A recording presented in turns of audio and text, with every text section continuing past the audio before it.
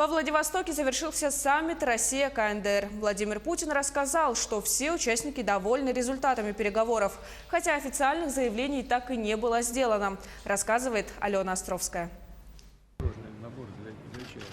Владимир Путин и Ким Чен Ын попрощались во Владивостоке. Саммит Россия-КНДР получился скорее символическим. Участники, впервые встретившиеся лицом к лицу, назвали переговоры конструктивными, однако совместных заявлений делать не стали. Вместо этого сели за банкетный стол и обменялись тостами. Предлагаю тост за дальнейшее укрепление дружбы и сотрудничества между Российской Федерацией и Корейской Народно-Демократической Республикой. За благополучие народов наших стран, за здоровье товарища председателя Ким Чен Ына и всех присутствующих. За счастье и прекрасное будущее народов наших двух государств, а также за здоровье наших товарищей и друзей.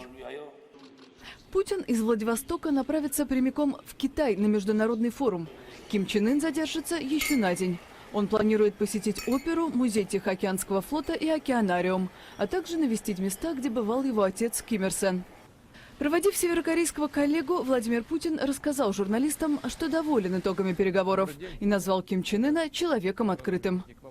Мы с ними говорили очень подробно, затрагивая разные стороны всех этих проблем. И могу подтвердить, что он достаточно интересный и содержательный собеседник.